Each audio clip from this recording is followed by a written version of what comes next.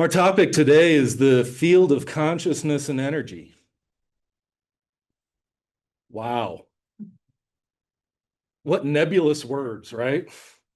Like, they just, what are these things? Consciousness and energy. They don't have form, so we can't define and specify them as such. And yet, they're with us all the time. They're a big part of the makeup of our experience. And they're symbiotic inside of how they relate to each other. Symbiotic is a fun, fancy word. It means two different things that rely upon each other for their existence. And consciousness and energy work like that. Consciousness affects the energy field of a thing based on the consciousness as it's holding. And also, as that energy field gets impacted and shifted, that has the potential of shifting the consciousness. So they go back and forth. In some ways, we say that consciousness is thought and feeling. And it is. It's a simple way of understanding what consciousness is. And yet, as I look as deeply as I can into consciousness, what I see is it's not just thoughts and feelings, but thoughts and feelings about oneself, who one is, and their relationship to everything else makes up the consciousness of a person. Who I am, how I see and feel about myself, who you are, that is, what I see and feel about you, and therefore my relationship between you, or anything, which includes the thoughts and feelings, the beliefs, the worldviews, the paradigms that we view through, all makes up our consciousness. And it's an interesting thing as we try to, which we're constantly doing here, navigating the difference between a divine reality experience and a human reality experience. One of the ways that's easy to distinguish that difference is with words and capitalization, like an uppercase and a lowercase. So we can have uppercase consciousness as a word representing the consciousness of the divine, the all that is, knowing itself and its relationship to all of the other points of creation, which are also itself. So its relationship with self from this point of perspective and this point of perspective.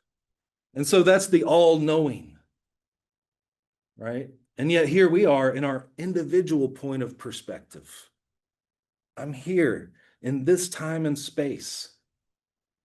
And I have these connections and relationships with everyone and everything else. I don't get the benefit of knowing all that is as me and all the other parts of creation also as me. I want to evolve to that level. But for right now, in my human experience, I have an idea of who I am, an idea of who you are, an idea of what the world is, an idea of how things work. And all of that makes up my personal consciousness.